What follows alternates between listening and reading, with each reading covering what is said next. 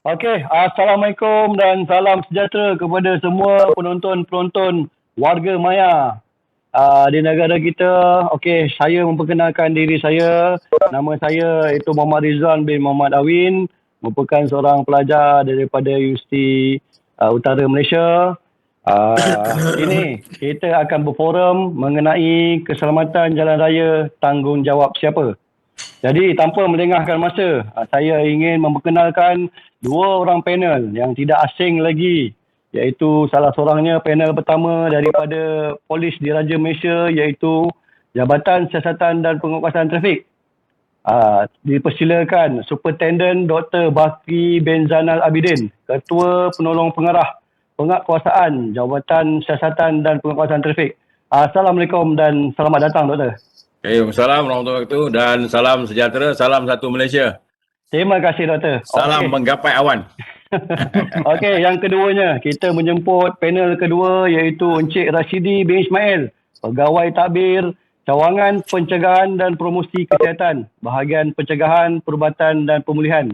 Assalamualaikum dan selamat datang hantar Encik Rashidi. Waalaikumsalam. Terima kasih kerana menjemput Profesor terlibat sama dalam program ni. Okey, terima kasih. Okey, dengan itu saya ingin menanyakan beberapa soalan lah kepada panel-panel kita untuk merungkai persoalan ataupun pencerahan daripada orang di luar sana. Saban hari kita mendengar mengenai kes kemalangan maut yang berlaku di negara kita yang hampir boleh dikatakan purata sehari 10 ke 15 kemalangan maut. Betul Doktor? Ya, betul. Fakta yang tak dapat diragukan sebenarnya. Okey. Jadi saya nak bertanyalah sedikit. Isu peningkatan statistik kemalangan jalan raya di Malaysia pada setiap tahun, kecuali pada tahun lepi. Mungkin Tuan Doktor boleh berkongsi sedikit penyumbang kepada faktor-faktor peningkatan itu, mengapa terjadinya sebegitu ramai kemalangan jiwa di negara kita. Dipersilakan Doktor. Terima kasih. Nak merungkai persoalan ni memerlukan banyak dimensi sebenarnya untuk kita nak menjelaskan kepada audiens. Tapi kalau dilihat daripada senario yang berlaku pada pandemik ini, sebenarnya pandemik COVID itu sendiri bertanggungjawab untuk menurunkan kadar kemalangan jalan raya. Tapi adakah ia merupakan turning point kepada isu penurunan kadar kemalangan jalan raya, kan? Sebab itu saya katakan walaupun kita berbangga dengan pandemik COVID ini yang kemalangan dan kemalangan maut serta kematian kita berjaya menurunkannya, tapi ia bukanlah penanda aras kepada kejayaan secara holistik kita menurunkan kadar kemalangan. Okay? Kenapa saya kata begini? Kerana pada masa pandemik COVID ini, penurunan kenderaan yang begitu ketara, kita melihat dari bawah aliran kenderaan yang dicatatkan pada 17 hari bulan Mac 2020 sebanyak 4.1 juta di 28 sektor lebuh raya di Malaysia. Okay. So apabila PKP di lockdown, dikuatkuasakan, kita melihat penurunan yang begitu drastik, hampir 80% aliran kenderaan di jalan raya, sehinggalah kepada tahap saya sekarang ni, iaitu PKP 2.0. Jadi aliran ni yang menurun daripada 4.1 juta sehari kepada paras terendah 200,000 hingga ke 700,000, sebenarnya ialah bukan merupakan satu turning point. So, dalam keadaan sekarang, apabila PKP 2.0 dibuka, berlaku peningkatan yang lebih drastik. Kita tengok bahawa taraf kematian kembali meningkat, kata orang kampung saya, business as usual. Di mana kalau kita tengok pada masa PKP 1.0, kadar yang dicatatkan amat menarik, 3 ke 4 kematian sehari. Tapi hari ini dengan pembukaan lebih banyak sektor, melibatkan sektor ekonomi dan sebagainya, kebenaran rentas daerah, kita tengok bahawa peningkatan itu semakin ketara dan berlaku dengan begitu drastik. So, salah siapa? Ini yang timbulnya persoalan kat ini. Salah siapa, kan? Salah siapa? Tapi yang menariknya, kalau kita dapat kongsikanlah, sebenarnya memang terdapat downtrend yang begitu ketara dalam peningkatan kadar kemalangan jalan raya. So, peningkatan downtrend ini sesuatu yang sebenarnya amat dibanggakan, kerana kalau mengikut plan keselamatan jalan raya, kalau business as usual, tiada tindakan yang drastik diambil oleh semua stakeholder, kita menjangkakan tahun 2020 akan berlaku kematian sebanyak hampir 10,000 orang. Tapi satu yang luar biasa berlaku dengan pandemik COVID ini menyebabkan kematian dan kadar kemalangan yang menurun hampir 30%, dan begitu juga dengan kadar kematian dan juga kemalangan maut. Ini satu yang boleh dibanggakan semasa dalam pandemik. Tapi saya dah tekankan kat sini bahawa ianya bukanlah satu yang boleh dibanggakan dalam konteks menurunkan kadar kemalangan jalan raya. So kalau kita lihat ada senario yang sedang berlaku sekarang semasa pandemik COVID ini, hampir 3,000 lebih kematian melibatkan kumpulan pengguna jalan raya dan 13 kes kematian berlaku sehari. So pada 31 Januari 2020, 31 Januari 2021, 14 kematian direkodkan dalam pandemik COVID. Heboh satu negara. Tapi yang 18 ke 19 seperti yang saudara Rizwan cakapkan tadi, tak ramai yang tidak kisah tentang isu peningkatan kadar kemalangan jalan raya. Alright? Okey, Doktor. Okey. Okey, kita teruskan dengan soalan yang kedua, Doktor. Selain yang kedua dah. menjawab, pemandu dan penunggang tu sendirilah mengenai keselamatan jalan raya. Siapa lagi yang rasanya doktor-doktor ni ambil sikap tanggungjawab untuk membantu negara mengurangkan kadar kemalangan? Okey, seperti yang saya kongsikan tadi, sebenarnya kalau kita lihat dalam konteks yang lebih luas, terdapat 6 faktor yang menyumbang kemalangan jalan raya, iaitu 6E, meliputi engineering, etika, education, enforcement dan sebagainya. So faktor 6E ni sebenarnya ada stakeholder yang bertanggungjawab untuk menentukan bahawa semua orang memainkan peranan. Sebab itu kita tengok dalam konteks ini, ramai orang hilang nyawa atas jalan raya. Kenapa ramai orang hilang nyawa di atas jalan raya? Ini persoalan yang kita jawab. Siapa? Peranan siapa? Kalau dilihat secara keseluruhan, dilihat secara holistik melalui data-data yang kita buat kajian. Azan kat mana? Okey. Doktor, saya akan kontrol flight ni, Doktor. Doktor cakap next je. Dah azan tadi dia bunyi dekat mana? Oh, dia kat handphone kot. Kat handphone siapa? Ada yang dengar kot? Okey, standby jap. Okey, Roger. Okey, kita tengok bahawa yang saya sebutkan tadi bahawa memang berlaku penurunan 30% masa pandemik COVID, tetapi jalan raya masih menjadi perangkap berdarah kepada pengguna jalan raya. Okay. So dalam konteks siapa yang bertanggungjawab? Sebenarnya kita tengok balik kepada wisdom ataupun stakeholder yang saya sebutkan tadi, ada 6E yang bertanggungjawab dalam menentukan punca kemalangan jalan raya. Meliputi apa dia? Meliputi education, enforcement, engineering dan sebagainya lagi. So benda-benda begini, ada stakeholder yang menjaga isu ni. So kata Albert Einstein, tengok Albert Einstein tadi, kalau kita tengok dapat Albert Einstein tadi tu, dia kata apa? Kebanyakannya kita ni macam tidak ada hala tuju. Insanity, doing the same thing over and over again and expect a different result. Sebab apa? Sebab tidak ada kesatuan yang bersifat holistik di antara semua stakeholder. Masing-masing nak menonjolkan dia hebat, masing-masing nak menunjukkan bahawa dia yang sebagai bertanggungjawab dalam konteks menurunkan kadar kemalangan jalan raya. So akhirnya kata Albert Einstein, mengulangi perkara yang sama tapi mengharapkan hasil yang berbeza. So satu perubahan minda dan sikap mesti dibuat dalam konteks ini bagi menurunkan kadar kemalangan jalan raya. Kalau kita lihat secara holistik, terdapat 3 punca sebenarnya yang menyumbang kepada kemalangan jalan raya. Okey, kita ada slide yang boleh kita kongsikan tadi. Next. Kita ada slide yang boleh kita kongsikan. Di mana slide ini sebenarnya, okey. Alright. Ada tentang okey.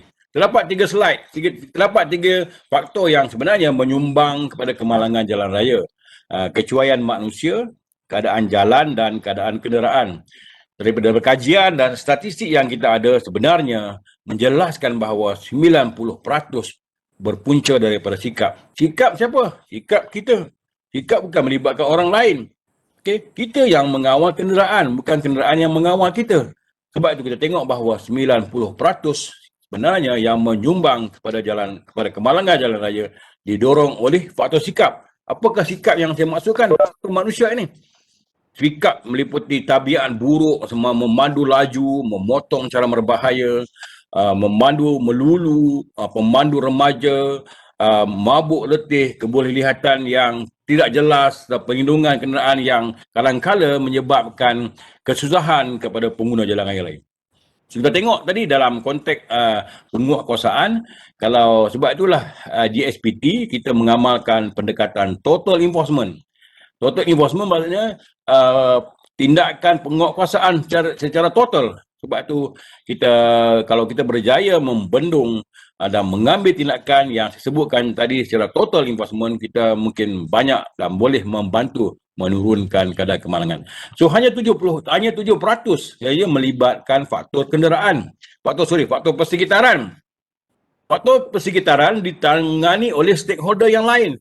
Kita ada sahabat kita, rakan strategik kolaborasi bersama Perkeso, di mana kita telah membantu memberikan kesedaran kepada pengguna jalan raya tentang amalan pemanduan yang berhemah, tentang signboard yang mesti diikuti oleh pengguna jalan raya, pemakluman yang sebenarnya kolaborasi bersama Perkeso bertindak membantu pengguna jalan raya untuk faham situasi dan akhirnya ada kesedaran dan dia orang automatik boleh menurunkan kadar kemalangan jalan raya.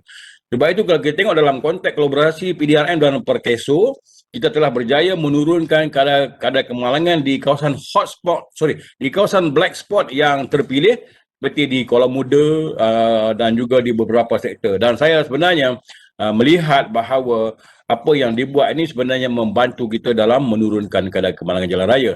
Dan hanya 3% yang berkaitan dengan kenderaan. So, sebab tu saya cakapkan tadi bahawa kita lah sebenarnya yang mengawal dan menentukan sama ada kita boleh terlibat dengan kemalangan ataupun tidak. 3%.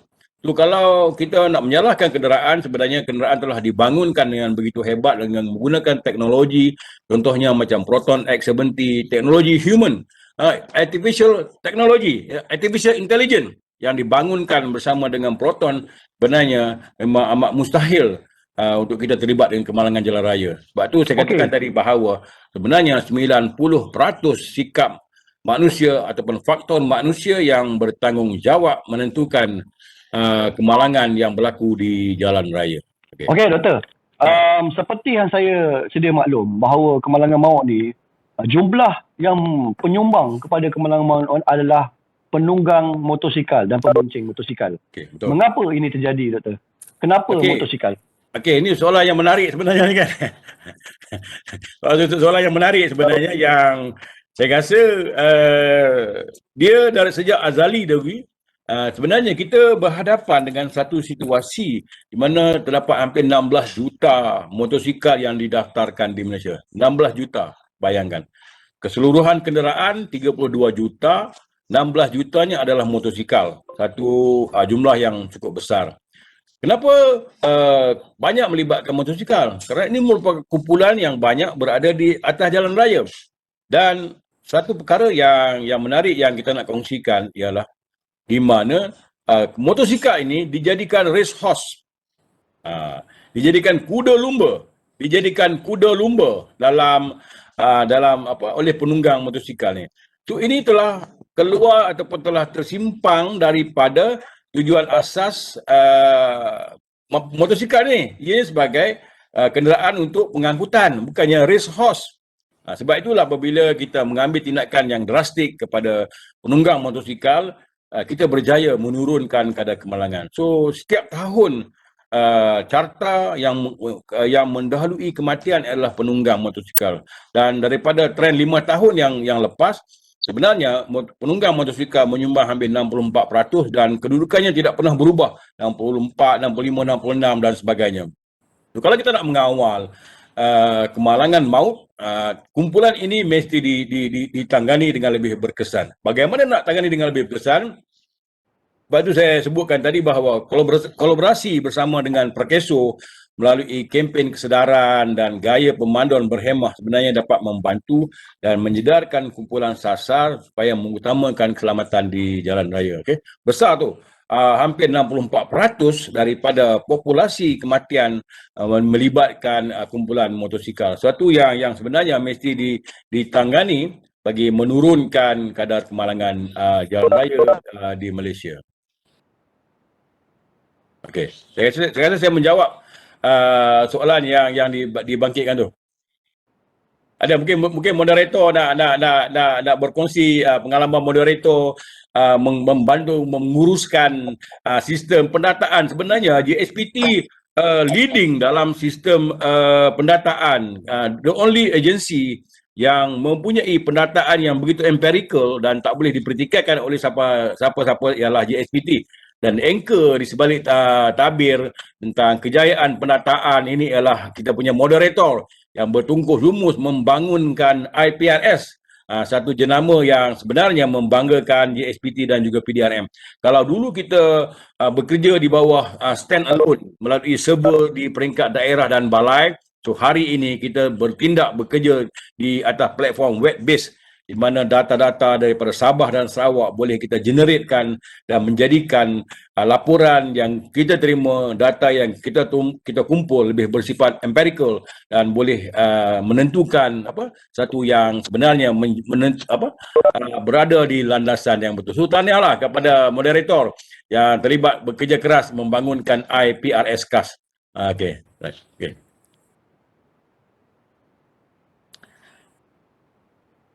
Tak dengar. Doktor boleh dengar? Okey, dengar. Okey, kita tengok pada kemalangan yang melibatkan motosikal. Kebanyakannya ada yang daripada kerjanya dispatch, Food Panda, Grab Food. Jadi kita tengok kat sini semua adalah pekerja-pekerja. Okey, saya nak tanya kepada Encik Rashidi daripada Pekeso kita. Apakah kelayakan seorang itu untuk mencarum di bawah Pekeso? Dan adakah perlu mencarum bagi yang bekerja sendiri? Kalau macam dia kerja sendirilah, kerja berniaga ke apa ke, macam mana Encik Rashidi? Okey, terima kasih Tuan Moderator. Okey, rasanya saya tak payah kot. Tadi doktor dah panjang lebar ni. Terpaku. Saya muka dimah je. Oh, tu. Okey, berkaitan dengan soalan yang ditanya tadi. Okey, saya nak bagi overview sikit tentang Pekeso. Mungkin antara rakan-rakan kita yang belum berkenalan atau belum tahu apa itu Pekeso. Mungkin terdengar saja Pekeso. Jadi di sini Pekeso ni dah wujud dah 50 tahun yang lalu. Ini kan tahun ni umur Pekeso adalah 50 tahun. Tahniah. Jadi Pekeso kita mentadbir 4 ATA, iaitu ATA 4 meliputi pekerja termasuk pekerja asing dan yang kedua adalah ATA 789 iaitu skim pekerjaan sendiri. Yang ketiga adalah ATA 800 iaitu sistem insurans pekerjaan. Di bawah ATA-ATA ini untuk pekerja di bawah ATA 4 yang layak untuk mencarum dengan Pekeso, semua pekerja yang bergaji tanpa mengira jumlah gaji, majikan wajib mencarum dengan Pekeso lah. Jadi dia punya kadar caruman dia ada siling gaji dia dalam 4,000. Okey, untuk bayaran caruman lebih kurang share majikan 1.75% dan share pekerja hanya 0.5% saja. Oh, terlalu sikit tu. Terlalu sikit. Bermula dengan caruman bermula dengan 50 sen. Okey. 50 sen yang paling tapi pampasan dia besar minimum. Ya. Jadi daripada caruman yang dibuat oleh pekerja tu kita membayar pampasan kepada pekerja yang mengalami kemalangan lah. Okey, sekarang ni di forum ni kalau boleh saya tak nak cerita pasal kemalangan sebenarnya. Saya lebih kepada pencegahan kemalangan. Ya. Seiring dengan hasrat ataupun misi PDRM pencegahan kemalangan. Okey, kebetulan lah kalau benda ni kita tengok kemalangan ni kita nak cuba elak lah. Contohnya motosikal. Apakah teknik-teknik pemanduan berhemah yang boleh doktor kongsikan kepada semua penonton yang mungkin penunggang motosikal di luar sana? Okey, satu soalan yang menarik sebenarnya kan. Okey, sebelum tu saya nak merujuk kepada slide 23, nombor 23. Okey, saya buka sekejap. Okey. Slide 23. Okay.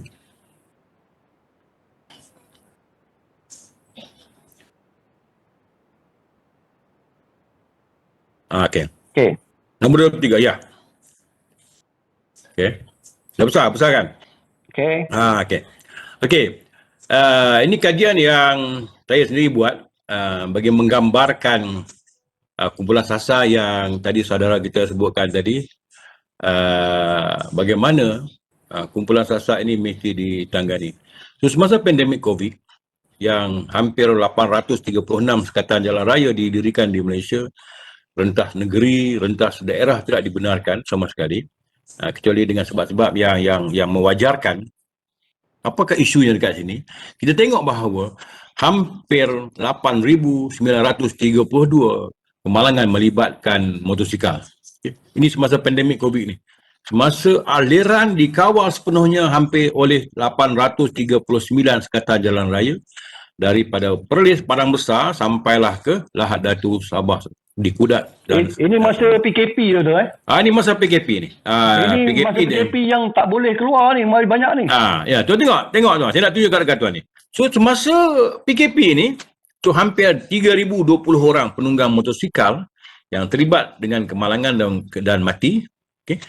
1,351 mengalami parah, 4,223 menderita cedera ringan dan juga 328 ni kemalangan rosak saja. Jumlahnya sebanyak 8,932.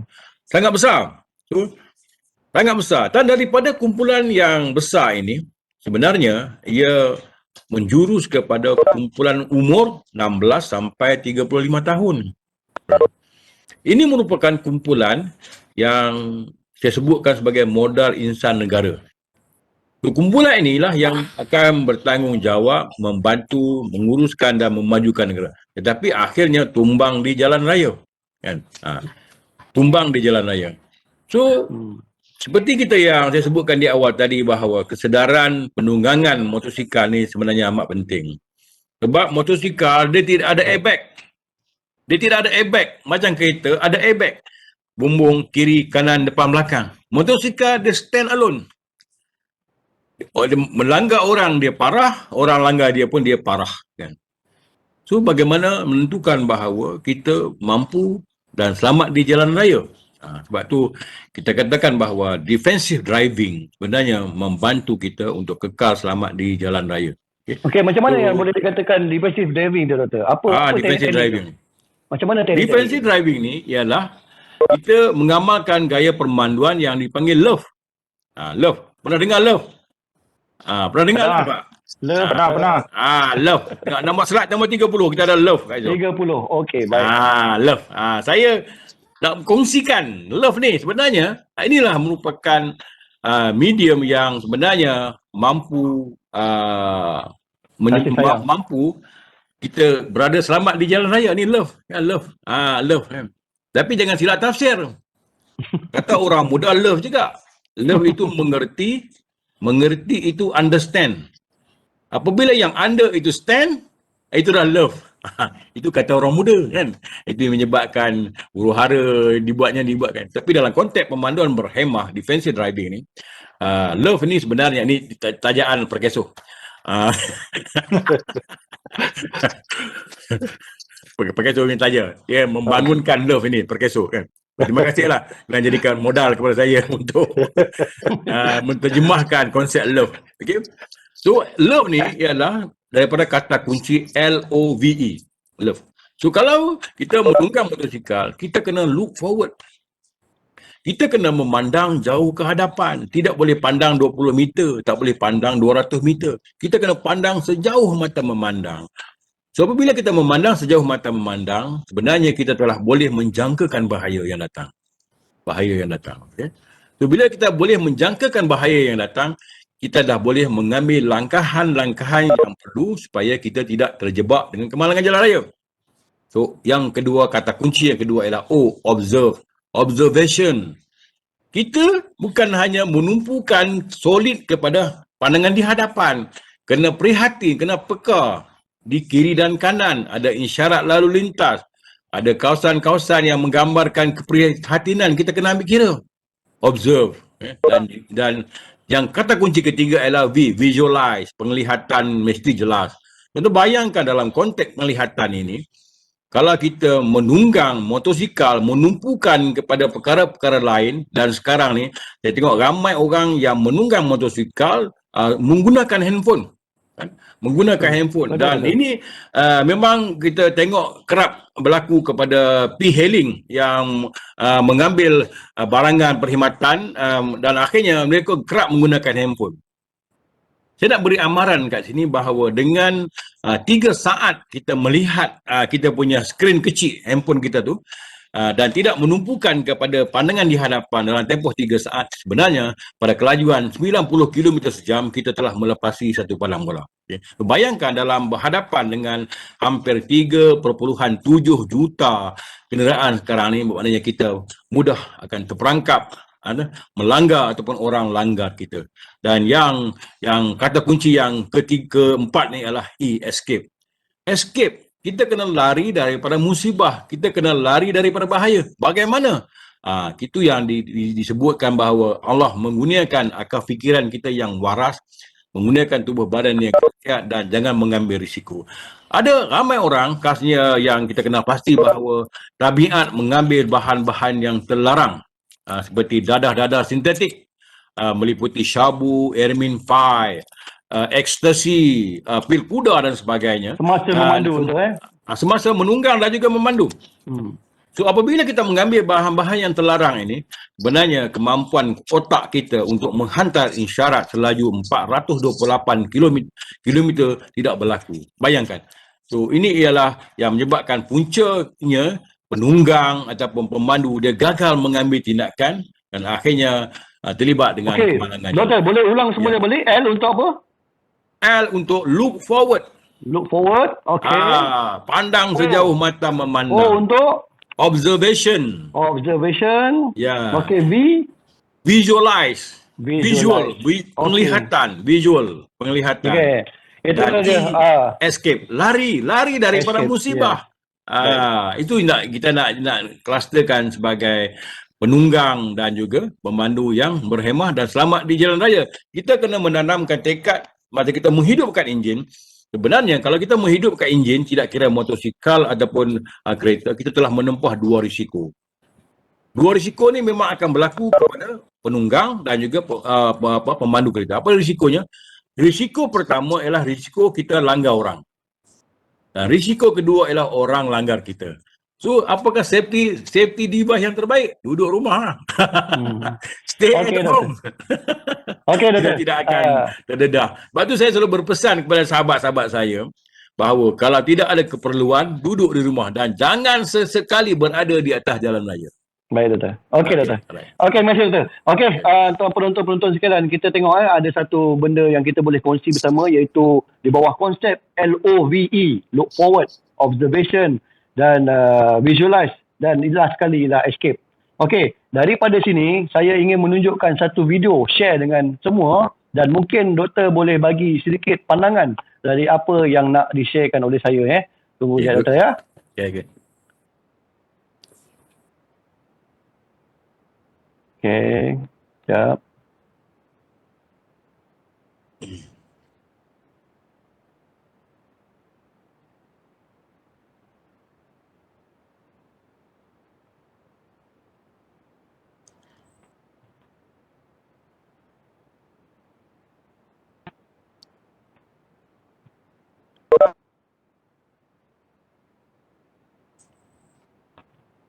Sabar menanti. Okey, tunggu sekejap. Okey, inilah yang saya compilekan dan menamakan video ini sebagai video, moto. Menarik barangkali. Okey, boleh nampak ke? Belum keluar lagi. Sekejap.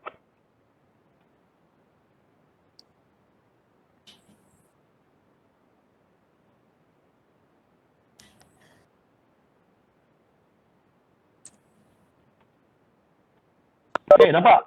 Boleh keluar? Belum ke udara lagi. Lambat sikit. Dia ambil second kot. Okay? Ada. Ah, ada. Sudah Okay, mari, kita sudah boleh mari. tengok sama-sama Kita tengok siapa yang kena ke.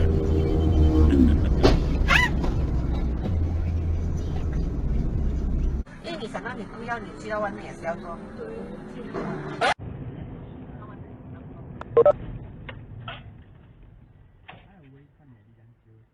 Aduh.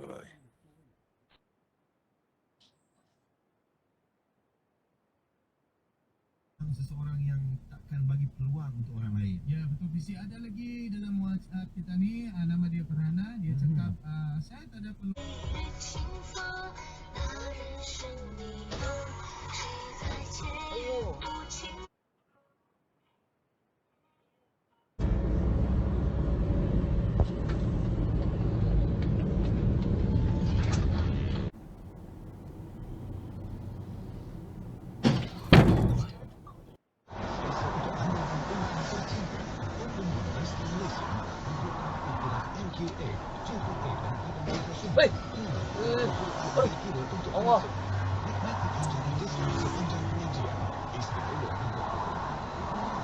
Points redemption at Caltex. Hurry while stocks last. Visit a Caltex station today.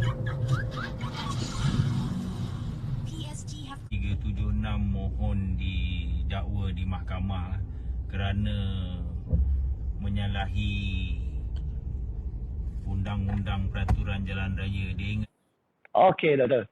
Terima kasih. Dah habis lah. Yang last kali tu win lah tu. Dia boleh bersilat di atas di atas Okey, doktor. Kalau jalan raya. tengok daripada kemalangan tu, doktor, kita tengok Contohnya, satu yang saya betul-betul tertanya-tanya, ada sebuah lori berhenti di lorong kecemasan dan tiba-tiba dilanggar, dirempuh oleh motor tanpa sebarang brek. Mengapa boleh berjadi macam tu, doktor? Sedangkan lori tu tak bergerak. Itulah yang saya sebutkan tadi bahawa 90% puncanya daripada sikap faktor manusia, kan? Dan itulah yang kita sebutkan sebagai race horse ni. Sebab tu kita pernah mencadangkan bahawa kelajuan motosikal ni dikawal. Tapi bagaimana mungkin nak mengawal apabila trend pemasaran yang diberikan kepada pengguna jalan raya sebagai race horse, sebagai race horse. Okay, kalau kita boleh mengawal situasi, sebenarnya kita mampu menghindari malapetaka dan juga bencana, kan? So sebab itulah saya selalu berpesan kepada semua sahabat saya supaya tidak sama sekali dan seboleh mungkin tidak berhenti di lorong kecemasan. Kerana penunggang ni apabila contoh yang terbaru yang kita tengok bagaimana seorang pegawai JPJ yang nak balik kerja pada petang akhirnya merempuh sebuah lori yang berhenti di lorong kecemasan. Kerana faktornya saya difahamkan dia menunduk muka sebab aliran matahari yang memancar ke arah dirinya, kan. So apabila kita menundukkan kepala, tumpuan dan fokus kita dah kurang kepada jalan raya. Okey. Sebab tu dua perkara. Pertamanya, seboleh mungkin jangan berhenti di lorong kecemasan, dan kepada kumpulan motosikal ni kena berhati-hati dan kena menjangkakan bahaya dan yang bakal timbul daripada lori-lori atau kenderaan yang rosak yang parking di lorong kecemasan ataupun di tepi-tepi jalan. Okey. So mungkin kita punya perkeso kita dan daripada hampir 50% kemalangan melibatkan kumpulan pergi dan balik kerja meningkat setiap tahun 3.3%, dan dari data perkeso 2 orang mati setiap hari melibatkan kumpulan pekerjaan dan majoritinya adalah orang yang menunggang motosikal. Mungkin Cik Rashidi, Tuan Rashidi kita boleh respon kepada isu ni. Ya, Cik Rashidi. Okey, kata yang tadi tu kena pakai konsep dulu. Okey. Ambil dekat perkeso. Yes. Berkenaan dengan statistik perkeso, saya ingin nak share juga semasa PKP iaitu pada 2020 kami hanya pengurangan kadar kemalangan hanya 10,000 je berbanding 10,000 je. Tapi dia punya tu tetap di angka 30,000 lah untuk kemalangan jalan raya. Di tempat kerja 38,000. Jadi total untuk PKP yang tahun 2020 lebih kurang 68,000. kemalangan Tinggi, yang tinggi, dicatatkan. tinggi. Kalau tengok yang 2019, keseluruhan kemalangan adalah 79,000. Mana kita dapat kurangkan 10,000. Itu pun alhamdulillah. Sebab apa? Satu kemalangan tu ataupun satu tuntutan dibuat oleh seorang pekerja itu hampir bernilai 1 juta. Jadi kita dah Tuntutan insurans pampasan yang dibayar. seorang pekerja hampir 1 juta. Ini termasuk tanggungan dia lah. Di mana ahli keluarga dia kalau anak-anak dan keseluruhan dia, kita anggarkan pampasan ni kita bayar sehingga 50 tahun, 20 tahun. Itu yang nilai dia sampai dianggarkan sampai 1 juta. Okey. Saya Rashidi, saya Ya. nak tanyakan mengenai apakah program yang dilaksanakan oleh pihak PKSO bagi membantu mengurangkan kemalangan dara? Mungkin penonton-penonton nak tahulah sebab saya nampak ialah salah satunya tanggungjawab PKSO juga. Dia Betul. ada mainkan peranan dia dengan membuatkan macam-macam program dan mungkin Cik Sedi sendiri boleh beritahu apakah program-program yang dilaksanakan oleh PKSO untuk membantu dan mengurangkan kemalangan jalan raya. Okey, kami di PKSO di bawah Seksyen 40 dan Seksyen 71.7 membenarkan PKSO mengadakan program-program pencegahan kemalangan kepada pekerja ataupun pencarum PKSO lah. Di mana anggaran pencarum PKSO sekarang ni lebih kurang 7 juta, lebih 7 juta dan di sektor majikan pula lebih kurang 400,000 majikan yang aktif yang membayar caruman kepada PKSO lah. Jadi itu adalah menjadi tanggungjawab kami di mana kita anggarkan lebih 7 juta pekerja ni akan berulang alik pergi dan balik bekerja. Jadi cuba bayangkanlah 7 juta setiap hari pekerja lebih kurang lah pergi ulang alik untuk bekerja. Jadi orang kata risiko tetap ada kepada golongan pekerja ni.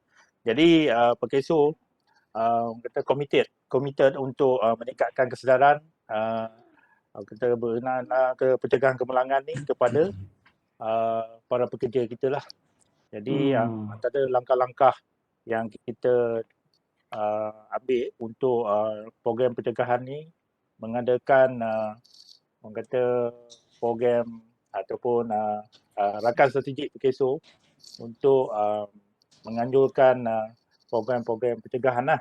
Di mana antara program-program yang telah dijalankan oleh PKSO kerjasama dengan pihak PDRM sendiri untuk mengadakan kempen pencegahan kemalangan kepada para pekerja. Di mana fokus untuk program PDRM ini kita fokus kepada kawasan G40 iaitu kawasan yang tinggi kadar kematian lah. Jadi di mana di kawasan-kawasan tersebut merupakan tinggi di mana ramai pekerja kita berada di situ. Jadi itu antara tanggungjawab kami perlu mengadakan program pencegahan dengan rakan-rakan strategik kami lah untuk membantu para pekerja bagi mengurangkan kadar kemalangan. Okey, Cik Rashidi. Saya ada dapat soalan ni daripada kawan-kawan saya ni. Dia kata kat sini, seseorang tu dia pelajar, bolehkah dia tuntut dalam PKSO ni? Dia pelajar. Pelajar ya kalau dia cerita ni lah tak dalam masuk dalam skop. Dia bukan pekerja lah kira-kiranya. Kita mesti pekerja. Okey, contoh pula dia cakap sini, dia pernah mencarum waktu di swasta dulu. Kemudian dia masuk skim berpencen, dia jadi kerja kerajaan. Dia boleh tuntut juga ke? Kalau dia dah bekerja kerajaan. Sebelum ni dia kerja swasta. Okey, dalam skop tu dia sebenarnya layak kalau dia pernah bekerja. Sekarang ni dia masuk dalam skim kerajaan berpencen, mana dia tak layak lah. Apabila seorang pekerja tu, contohlah yang sedang bekerja di perkhidmatan awam, katakanlah meninggal dunia. Okey. Jadi dia meninggal dunia di bawah umur 60 tahun. okey, waris ataupun rakan-rakan ke boleh buat semakan dengan perkeso. Sekiranya pekerja ni pernah bekerja, jadi caruman yang dia bayar tu semasa dia bekerja dengan pihak swasta tu kita masih ada dia punya rekod. Okey. Jadi untuk memenuhi syarat kelayakan tu dia mesti kurang-kurangnya ada 24 bulan caruman lah. Semasa dia bekerja dahulu.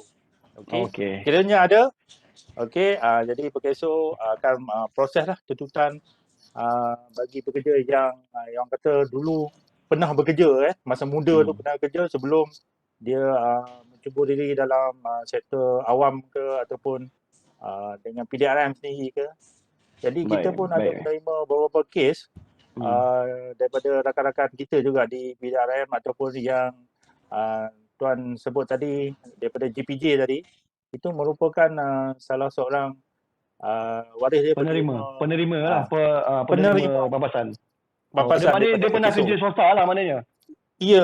Ada rekod mengatakan dia ada buat caruman apa semua.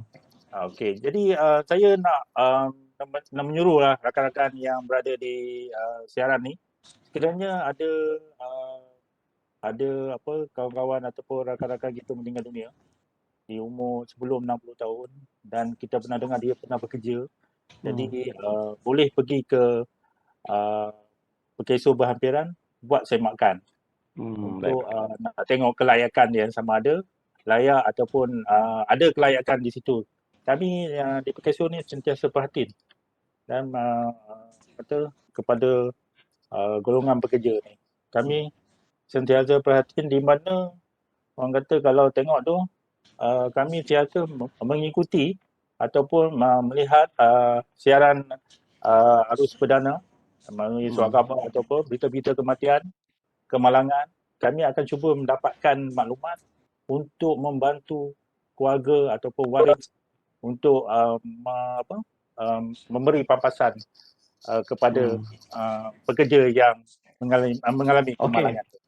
Okey, kalau macam tu. Soalan terakhir saya nak bagi kepada Tuan Doktor. Kepada Tuan Doktor, isu yang paling hangat diperkatakan daripada semua bikers kental ni. Cantik. Memang nak dengar ni. Isu exhaust. Okey. Isu exhaust modified, exhaust bising. Mungkin Doktor boleh share sikit untuk penonton-penonton dapat pencerahan yang direct daripada GSPT. Okey, terima kasih. Terima kasih. Tapi ada satu fakta yang menarik yang saya nak quote balik daripada sahabat saya itu daripada Perkeso, Cik Rashidi. Sebenarnya memang betul pampasan yang dibayar kepada kematian tu hampir RM1 juta. Kalau tahun 2019, 2018, kos kematian tu sebenarnya mencecah 1.2 juta. Tapi apabila semakan terbaru yang dibuat, saya hampir terkejut barangkali. Terkejut. Kerana sekarang ni, berdasarkan unjuran terbaru yang dibuat oleh Pertubuhan Bangsa-Bangsa Bersatu, berdasarkan nilai pendapatan per kapita negara, sebenarnya kos bagi satu kematian mencecah 3.1 juta. Itu satu angka yang besar sebenarnya. Satu data yang baru saya dapat daripada United Nations yang mengesahkan bahawa berdasarkan pendapatan per kapita Malaysia, kosnya ialah sebanyak 3.1 juta. So bayangkan daripada ribuan yang mati sebenarnya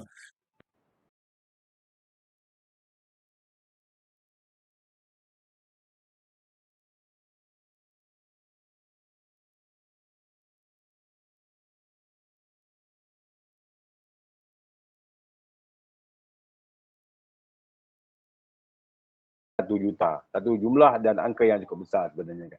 Sebab itu, dalam konteks menguruskan dan mengurangkan kadar kematian ini, GSPT sebenarnya bertindak bagi menentukan bahawa masyarakat pengguna mempunyai landasan yang betul dan selamat di jalan raya.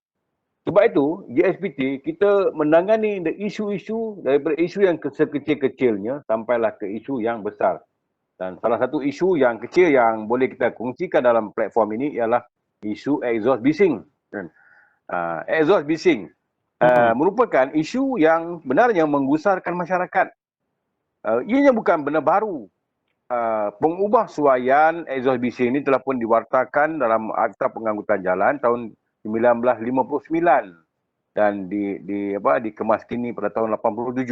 Kan? Okay. Apa isunya?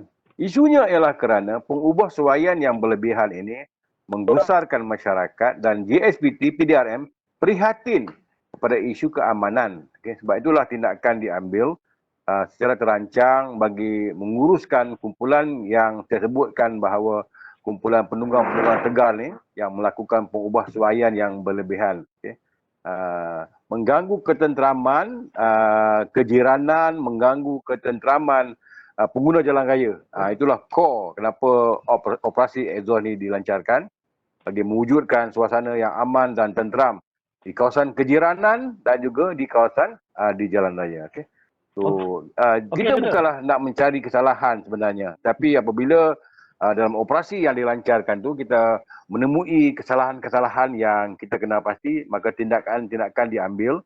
Dan ramai ahli masyarakat yang mempertikaikan tindakan JSPT. Kenapa sampai kena denda 2,000, penjara 6 bulan?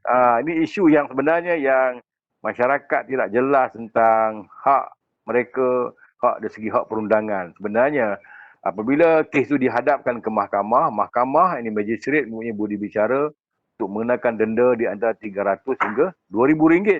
Dan kegagalan membayar denda tu boleh menyebabkan dia dikenakan penjara 6 bulan. Okay? Ini isunya kan.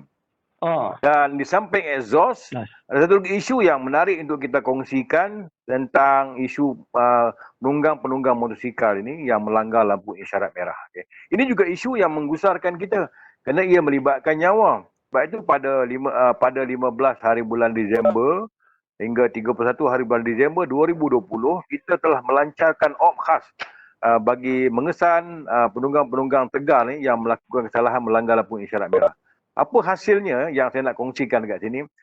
Semua media memaklumkan bahawa JSPT melancarkan op khas melanggar pelanggar-pelanggar Tegal ni yang melanggar lampu merah.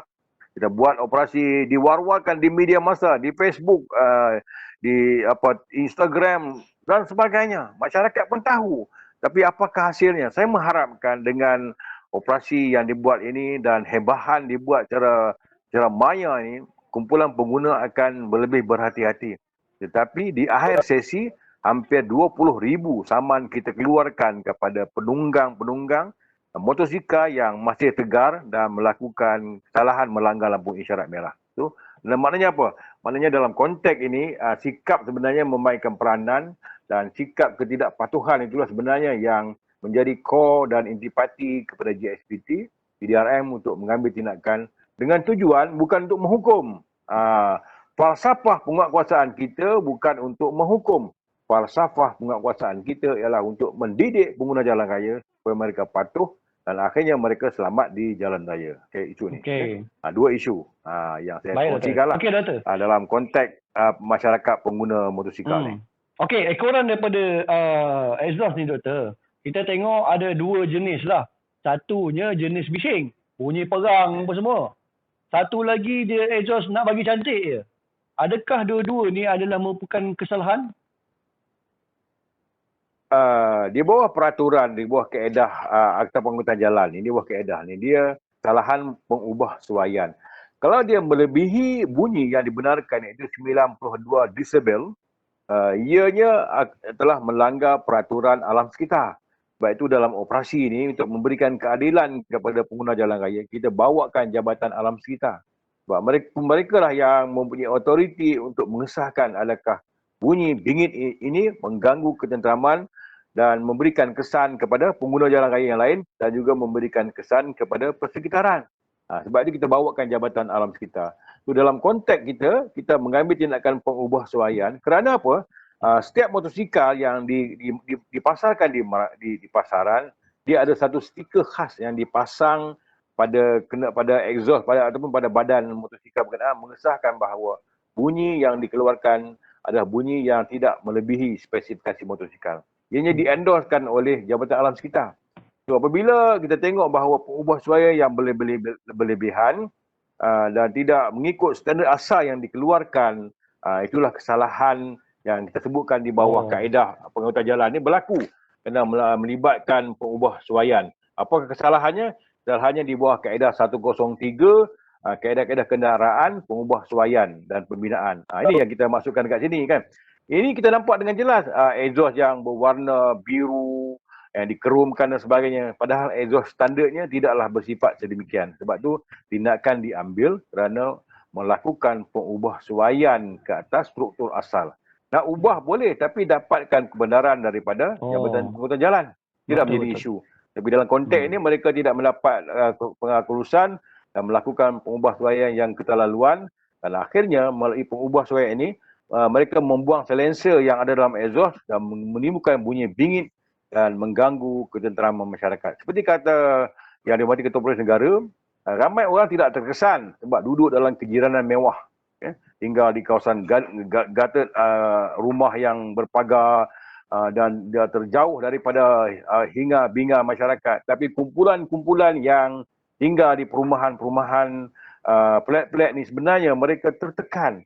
Dan kepada siapa lagi yang mereka boleh harap selain daripada PDRM. Sebab itulah salah satu hasrat yang dihormati Ketua Polis Negara ialah supaya kita menangani isu-isu yang masyarakat. Ramai yang tertekan, terutamanya apabila berhadapan dengan pandemik COVID ini, mengharapkan ketenangan apabila balik ke rumah, tapi dibingitkan dengan bunyi exhaust pada awal pagi, tengah malam dan mengganggu mereka untuk berehat dan sebagainya. Terutama yang ada anak-anak kecil, orang yang nak bersemayang dan sebagainya. Ini isunya.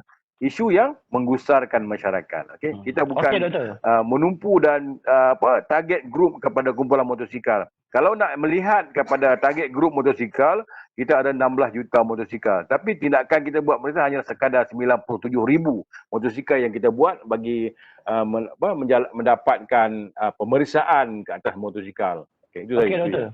Dan saya nak tanya, okey, maknanya Doktor, kalau motor kita bawa keluar kilang ni, bawa keluar kedai, kita tukar je exhaust bising di bawah atas bunyi bising kualiti lah. alam sekitar. Tu kalau cerita. And then kalau dia tak bising, dia modify kepada yang bentuk yang lain, dia atas mengubah struktur atau motor tu. Betul, Doktor? Ya. Maksudnya macam itulah. Itu kaedah di bawah 103. Mengubah suaian. Dua-dua salah lah. Macam mana? Maknanya dua-dua salah lah. Satu buat bising bersalah, kalau nak cantik pun salah. Buat bising ni kita akan ambil tindakan di bawah akta alam sekitar. Okey, Jadi yang tu pengubah suaian diambil di bawah kaedah 103. Okey, faham. Dua tafsiran yang berbeza kan? Okey, dapat. Okey. Dapat Doktor. Okey, kita terus lagi Tuan Rashidi dengan kembali semula ke pusada. Okey, kita balik ke semula kepada Cik Rashidi. Nak tanya sikit ni. Ada yang nak tanya kat sini. Yang kat sini diorang tanya, kalau diorang ni terlibat dalam kemalangan lah katakan, dia tak tahu prosedur macam mana nak tuntut. Diorang ni bekerja. Lepas tu kalau ada macam accident apa semua, apa prosedur, apa dokumen yang diperlukan untuk buat tuntutan pekisor? Sekiranya seorang pekerja itu mengalami kemalangan, seorang tanggungjawab pekerja ataupun majikan perlu menghantar borang 34 ke pekisor, iaitu borang laporan kemalangan lah. Di mana borang kemalangan tersebut perlu sertakan jugalah dokumen-dokumen berkaitan dengan kemalangan. Contoh, kalau kemalangan jalan raya, dia perlu hantar kemukakan bersama laporan kemalangan daripada pihak polis lah untuk menyokong berkaitan dengan kemalangan di jalan raya lah. Selain daripada itu, laporan perubatan dia perlu menghantarlah kepada pekisor. Okey, untuk kemalangan, apa yang sekiranya berlaku kemalangan, seorang pekerja itu perlu menghantar borang 34 untuk melaporkan kemalangan tersebut kepada pekisor, iaitu tanggungjawab majikan lah. Sekiranya kemalangan yang disebabkan bencana kerja, iaitu semasa dia bekerja lah. Masa bekerja, tanggungjawab majikan perlu hantar atau melaporkan kemalangan tersebut kepada pekisor. Okey. Jadi kemalangan yang kita bayar untuk satu kemalangan tu, sekiranya MC dia akibat kemalangan itu dia mendapat cuti sakit lah lebih daripada 4 hari termasuk hari kemalangan lah. Dia layak untuk menuntut pampasan di bawah hilang upaya sementara lah, iaitu semasa cuti sakit tu pekesok akan bayar dia punya pampasan berbentuk kewangan lah kepada pekerja tersebut.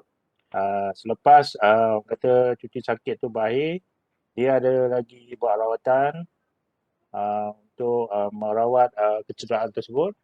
Jadi pekerja ni akan apabila selesai menjalani rawatan, pekerja layak untuk menuntut di bawah hilang upaya kekal lah. Jadi pekerja perlu mendapatkan laporan perubatan. Jadi hantar kepada pekesok akan rujuk kepada jemaah doktor untuk nak taksirkan berapa jumlah pampasan diberi. Jumlah hilang upaya yang terbit daripada kemalangan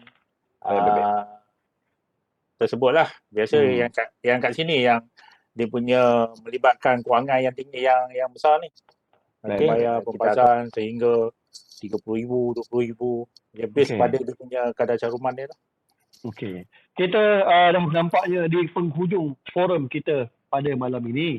Namun begitu, daripada forum yang kita dapat pada malam ini, kita dapat tahu konsep love, look forward, observation, visuality, escape. Jadi kat sini kita boleh tahu semua memainkan peranan untuk kita mengurangkan kemalangan jalan raya. Dan dalam masa yang sama kita dapat mengurangkan juga kemalangan maut yang menimpa setiap hari di negara kita Malaysia. Okey, oleh itu saya ingin memberi laluan kepada dua orang panel, Dr. Bakri dan Cik Rashidi, untuk memberi saranan dan nasihat dari masing-masing untuk bagikan info dan apa-apa maklumat kepada penonton kita di luar sana. Kita mulakan dengan Dr. Bakri. Dr. Bakri. Terima kasih. Ada moderator yang bertungkus-lumus membangunkan platform ni. Kita akan terus menggapai awan untuk mengejar impian. InsyaAllah. Sebenarnya dalam masa yang paling mudah, jalan raya merupakan laluan berdarah. Kalau tidak ada keperluan untuk berada di atas jalan raya, kita jangan berada di atas jalan raya. Kalau kita nak memulakan pergerakan, tentukan bahawa kita merancang dan rehat dan yang cukup, menentukan kenderaan kita berfungsi dengan baik dan mampu bergerak dan sampai ke destinasi. Konsep pemanduan berhemah, dia mengharapkan kita selamat sampai ke destinasi dan tidak terlibat dengan kemalangan jalan raya. Sebab itu kita tengok daripada tahun-tahun sejak adanya kempen keselamatan jalan raya, bermacam kempen yang bermain di bibir masyarakat. Pandu cermat jiwa selamat, pandu cermat jiwa terperangkap, jangan biarkan jenazah sampai di rumah. Macam-macam tema yang diberikan. Tetapi kalau tidak ada kesadaran kendiri, penguatkuasaan kendiri tidak begitu kuat dalam menentukan kita selamat di jalan raya, bangunkanlah tema sekalipun, datangkanlah penguatkuasa dari langit sekalipun, dia tidak akan membantu menurunkan kadar kemalangan dan juga kadar kematian di jalan raya. So, tekatkan di hati, tanamkan di minda bahawa aku mesti selamat sampai ke destinasi. Saja yang InsyaAllah. Okey, terima kasih doktor. Okey, kita beri laluan kepada Encik Haji untuk saranan dan maklumat daripada Encik Haji. Okey, kami di pihak Pekesok, walaupun sekarang ni kita berada di pandemik COVID-19, jadi apa yang kami ingin sampaikan bahawa isu keselamatan dan kesihatan pekerjaan ini tidak harus diabaikan lah. Kerana bila berlaku kemalangan ni, dia akan melibatkan kos kepada keluarga, masyarakat, negara dalam bentuk kehilangan nyawa, hilang upaya kekal, fizikal, mental, harta, produktiviti, malah ini akan menyebabkan masalah sosial pula akan timbul akibat sesuatu kemalangan yang berlaku.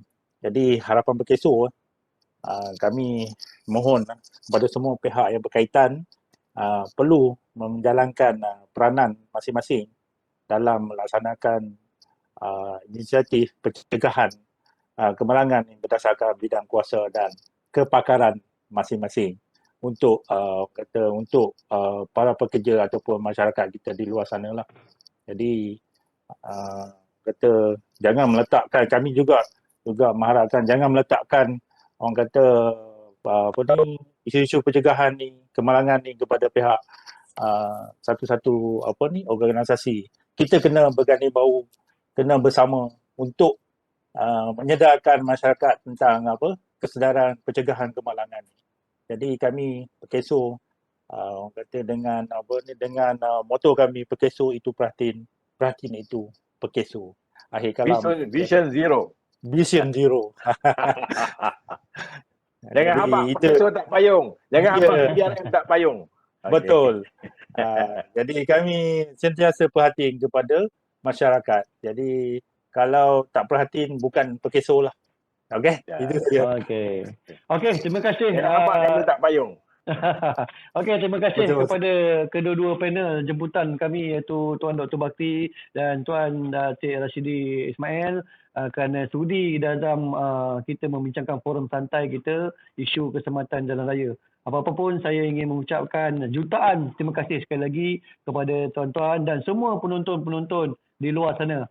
Sama-samalah kita menjaga keselamatan jalan raya dan dalam masa yang sama kita dalam keadaan dalam pandemik COVID-19, jadi kita masih ingat kita belum lagi menang dalam isu pandemik ini. Apa pun saya ucapkan terima kasih dan selamat malam. Assalamualaikum semua. Ingat love. Ya, okey. Selamat Okey, selamat terima berpuasa, kasih. selamat puasa. Selamat puasa. Okey, Okey, terima kasih. tuan-tuan. Alright. Awal kita boleh cakap selamat puasa. Ramadan Okey. Karim. Okey, terima kasih. Alright. Okey, assalamualaikum semua. Bye bye.